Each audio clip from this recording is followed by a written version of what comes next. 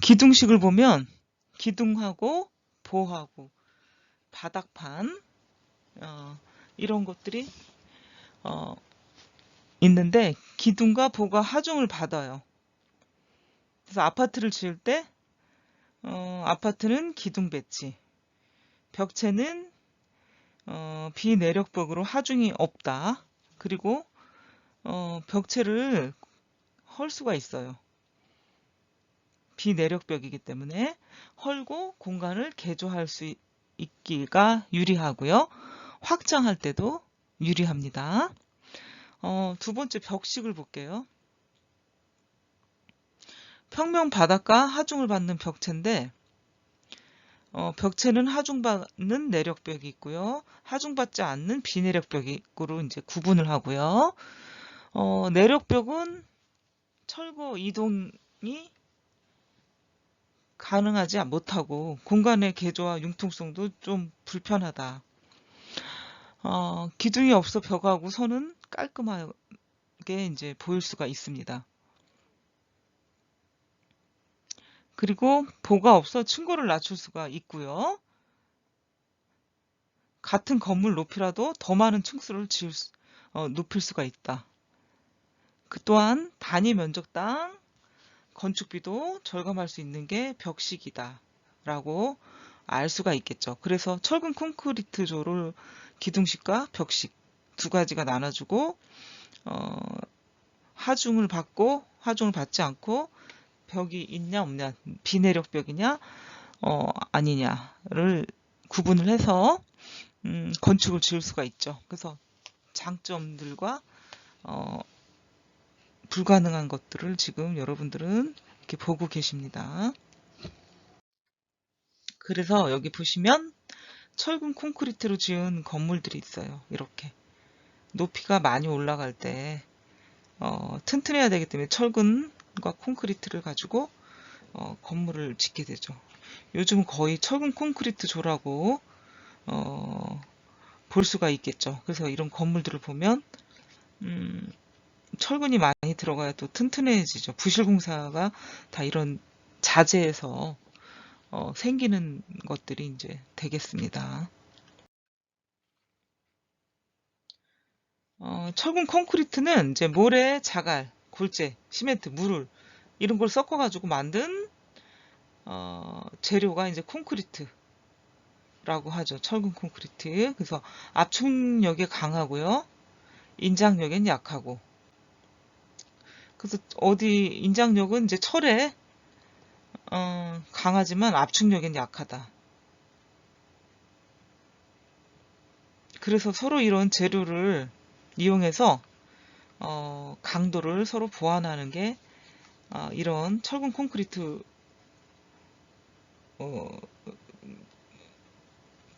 재료들이라고 할 수가 있겠죠. 그래서 서로 보완하도록 만든 복합 재료이다. 장점은 지진이나 바람, 화재에 강하다. 내구적이다. 내구적이라는 것은 수명이 길다는 얘기죠. 또한 유지관리가 쉽고 비교적 저렴한 가격으로 건축을 할 수가 있죠. 수명이 길고 대량 생산도 가능하다. 30층까지도 이제 건축이 가능해요. 고층 건축. 이렇게 볼 수 있으면 30층까지 지을 수 있다는 것은 많은 양의 주택을 지을 수가 있다. 그리고 아파트와 같은 집합주택을 대량으로 저렴하고 신속하게 지어내는데 생산하는데 최적의 구조가 철근 콘크리트 조다 라고 말할 수가 있겠죠. 그래서 여러분들이 요즘 이렇게 볼 수 있는 많은 건물들이 철근 콘크리트 조다 라고 알고 있으면 되겠죠. 철골조가 있어요. 견고하고요. 내구성, 지진, 바람에 잘 견딘다. 50층 이상 초고층 건물에 적합하고요. 화재에 약하고 고가이다. 기둥과 비내력벽으로 구성이 되어 있고요. 철근 콘크리트 벽식에 비해서 공간 구성이 자유롭다. 하중을 좀 줄여주기 위해서 벽은 경량 구조, 외벽은 커튼월의 유리, 외관은 첨단 업무시설 같다. 이렇게 해가지고 철골조로 지어지는 건축물이 되겠죠. 다섯 번째는 공업화 주택이 있어요. 조립식 주택, 플러그인 주택. 조립식 주택은 아주 그냥 주택 건설에서 필요한 그 경량화된 부품을 가지고 규격화시키고요. 대량 생산을 해가지고 조립을 해요. 조립을 한 게 이제 조립식 건축이다 얘기할 수가 있죠. 습식 구조다. 조립식 구조는 그 습식 공법은 현장에서 많은 공기와 작업을 필요로 하는데, 그러니까 벽과 바닥 등의 이런 자재들을 공장에서 생산을 해서 현장에서 직접 조립하는 건축물이 이제 습식 구조다라고 얘기를 해요. 밑에 프리캐스트 콘크리트가 나오잖아요. 예, PC 구조와 약간 비슷한 거죠. 프리캐스트 콘크리트 구조. 그래서 연결해서 한번 연결해서 얘기를 하다 보면, PC조는 기후에 어떤 좌우되지가 않고요. 부재 생산, 그 다음에 현장 작업의 기계화, 품질의 안정성, 노무량이 뭐, 인건, 사람의 어떤 절감물 등이 있어가지고 이점에 있다. 그다음 설계나 부자재도 제작을 하고 시공에 일관된 어떤 시스템이 필요한 게 PC 구조, 프리캐스트 콘크리트라고 얘기를 하죠.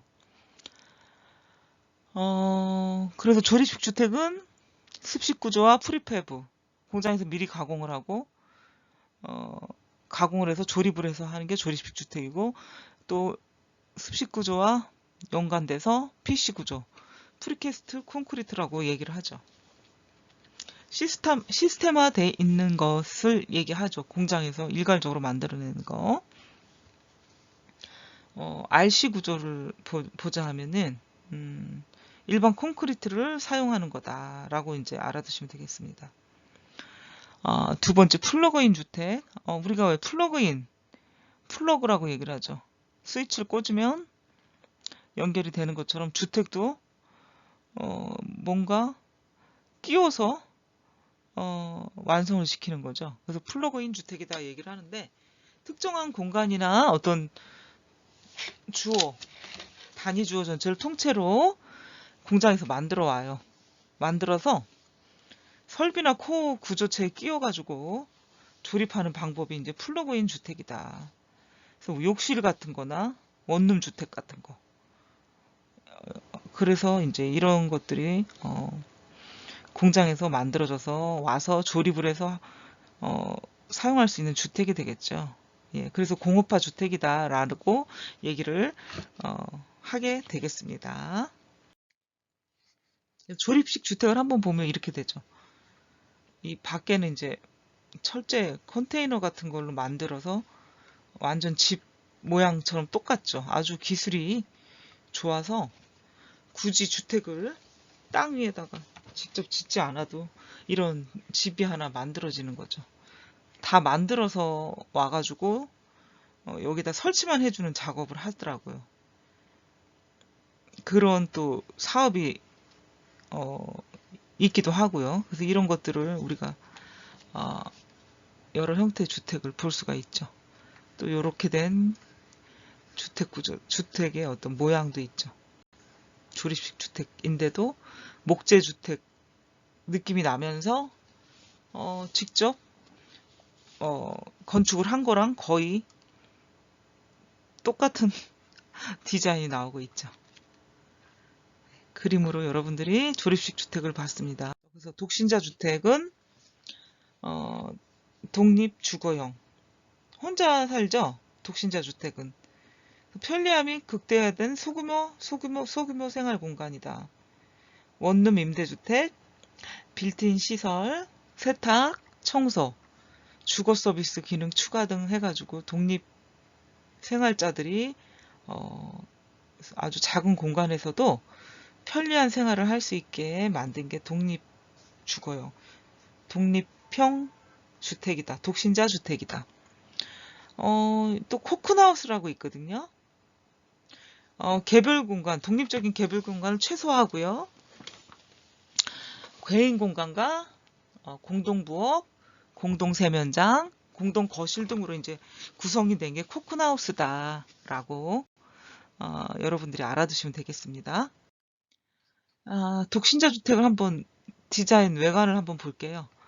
그러니까 크지 않고 적은 소형의 어떤 평수에 좀 편리한 생활 시설을 만들어 놓은 게 이제 독신자 주택이다 이렇게 볼 수가 있겠습니다. 그래서 지금 이렇게 외관상 건축물 모형은 이렇게 여러분들이 볼 수가 있겠습니다.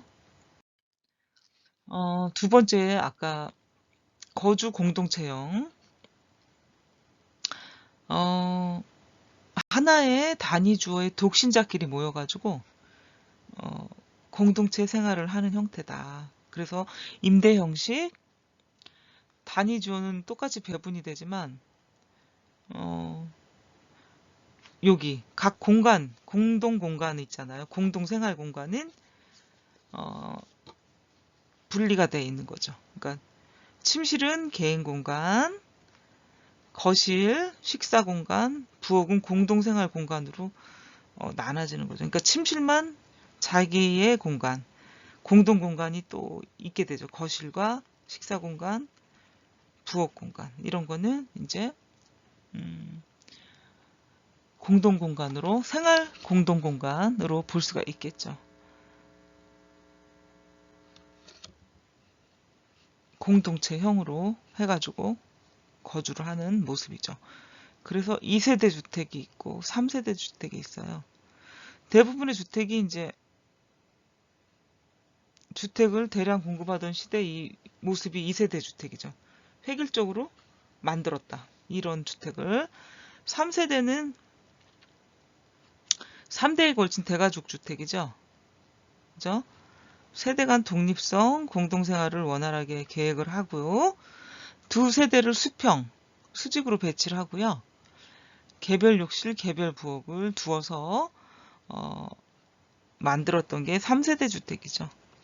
3세대라 하면 3대 걸친 할아버지, 할머니, 어머니, 아버지, 자녀. 이 세대는 부모와 자녀. 뭐 이렇게 되겠죠. 그래서 거주 공동체형 주택은 이렇다. 이런 내용이 들어가 있고요. 거기서 또 이렇게 나눠진다는 거죠. 2세대 주택, 3세대 주택. 복합 기능형 주택을 볼게요. 업무 복합 주택. 업무도 보고요. 주거도 할 수 있는 게 이제 업무 겸용 주택이다. 그래서 업무 겸용 주거지다. 복합 기능형 주택이다. 라고 말을 할 수가 있겠죠. 현대 사회의 새로운 주거 유형이다. 그래서 업무도 볼 수 있고요. 주거도 할 수 있기 때문에 좀 어때요? 출퇴근 시간이 필요가 없을 수가 있고 시간을 절약할 수가 있는 장점이죠. 비용 절약, 시간을 절약할 수 있는 장점. 현대사회의 새로운 주거 유형으로 떠오르고 있고 이 하나의 단위 주어 속에 숙박이나 업무 기능이 혼재가 돼 있다는 게 이제 업무 복합 기능형 주택이다라고 볼 수가 있겠죠. 그래서 내부 공간은 기둥식 구조로 가변성과 융통성이 있고 전반적인 생활 지원 시설이 있고요. 일반 주거용 건물을 하고 이제 좀 차별화돼 가지고 CCTV나 위성 방송, 카드키, 홈 오토메이션, 컴퓨터 고속 뭐 인터넷 같은 거, 그다음에 전용 회선 등 이런 것들을 다 내부 공간에 설치를 하게 되고요. 상업 복합 주택은 주상 복합이라고 얘기를 하죠. 그래서 도심의 다변화된 라이프 스타일을 반영하고 또 이 주상 복합도 한 곳에서 다 이루어지게 편리함이 극대화되죠. 슈퍼마켓, 스포츠 시설, 세탁소, 주민 공유 시설, 뭐 스포츠 시설도 마찬가지겠지만 클럽하우스, 멀티미디어 룸, 게스트룸, 그 다음에 이제 이런 것들이 주상복합 업무시설에 다 설치가 돼 있어서 여기서도 마찬가지예요. 움직일 필요가 없어요. 한 건물 안에서 왔다 갔다 모든 것이 해결이 되기 때문에 그 편리함 장점 때문에 이제 주상복합의 건축을 하게 되는 것이죠. 이게 재개발이 되면서 기존의 건물들이 재개발이 되면서 이런 복합적인 주거 타운이 형성이 되기 시작을 했죠. 적은 땅에다가 더 많은 효율을 높이려면은 주상복합이 딱 적합하다고 생각하는 부분이 많기도 했고 개발에 이익을 내려 하면 또 좀 더 높은 건물을 지으려는 목적들이 있었다고 볼 수 있겠습니다. 복합주택은 여러분들이 이렇게 볼 수가 있겠고, 주상복합은 뭐 초고층으로 짓다 보니까 여러분들이 종종 많이 보았을 거라고 생각을 합니다. 세 번째, 융통형 및 가변형 주택이 있어요. 융통형은 건축, 구조적 변경 없고요. 이런 변경 없이 공간의 변경이 이루어질 수 있도록 계획된 주택이다. 용도 교환하고 용도 변경형이다 라고 볼 수가 있고, 공간 병합형, 오픈 시스템형. 그래서 이걸 보시면 용도 교환 및 용도 변경형은 어떤 각 실의 기능 변화 시에 다른 공간으로 공간 배치와 규모, 그 다음에 계획, 간이 벽체, 이동식 가구 등으로 공간을 구분할 수가 있습니다. 그 다음에 공간 병합형. 병합이라는 거는 서로 합친다는 거죠. 통합을 하거나, 그래서 인접한 두 공간을 통합하거나 분리하는 방법. 이거는 이제 더 넓히거나 좁힐 때, 공간의 크기를 변경할 때 사용하는 게 공간 병합형이다. 오픈 시스템을 보도록 하겠습니다. 오픈 시스템은 주택을 공급할 시에 거주자 요구에 맞게 공간을 구획한다. 그래서 평면을 개방적으로 할 거냐, 구조체로 할 거냐, 뭐 구조체는 어떤 거로 할 거냐, 내장재는 뭘로 할 거냐, 뭐 이런 거를 분리해서 제공을 한다는 건데, 개방적 평면은 외벽, 화장실, 부엌, 배관, 설비 부분은 제외하고, 구조체는 고정적 변경 불가능한 1차적 요소가 이제 구조체가 되고요. 내장재는 바꿀 수 있죠. 가변적인 요소니까. 그래서 이렇게 해서 요 세 가지를 이제 분리해서 제공을 할 수가 있다 하는 게 오픈 시스템입니다.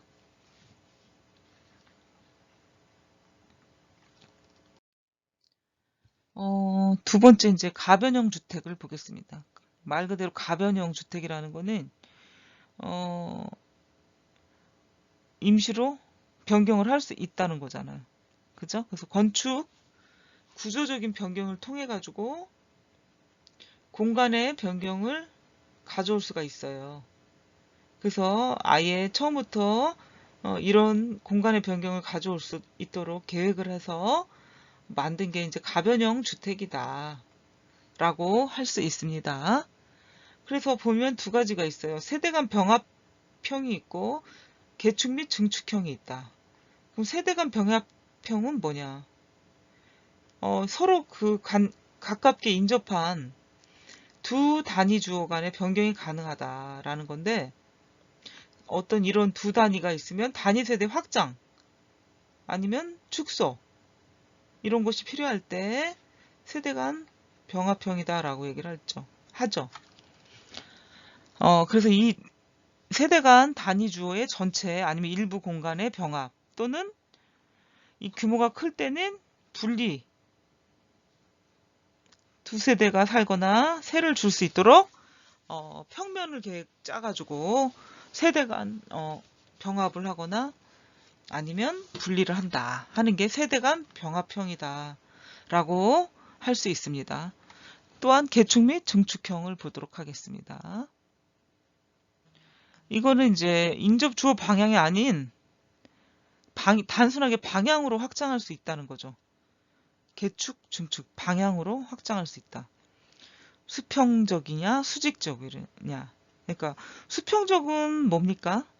결국엔 리모델링 할 때 우리는 수평적, 수직적이라고 얘기를 못해요. 평형을 늘리거나 뭐 수평적으로 옆으로 늘리거나 위로 늘릴 수가 없기 때문에 그냥 리모델링은 가지고 있는 상태에서 새롭게 단장을 하는 정도고, 수평이다, 수직이다는 거는 용도 변경, 용적률 변경이 왔을 때 가능하다고 볼 수가 있겠죠. 예, 그래서 재개발이나 재건축 시에 용도 변경이, 그러니까 용적률 변경이 됐을 때 이제 가능하다고 볼 수 있겠죠. 재건축 시에도. 예, 그래서 수평적으로 옆으로 늘어난다, 수직적으로 개축을 할 수 있다는 거는 상향으로 높이 올릴 수 있다. 뭐 이런 걸 얘기할 수가 있죠. 개축 및 중축형. 예, 그래서 여러분들은 세대 간 병합, 그 다음에 개축, 중축은 어떤 개념이고 어떻게 해야 되는 건지를 지금 배웠습니다.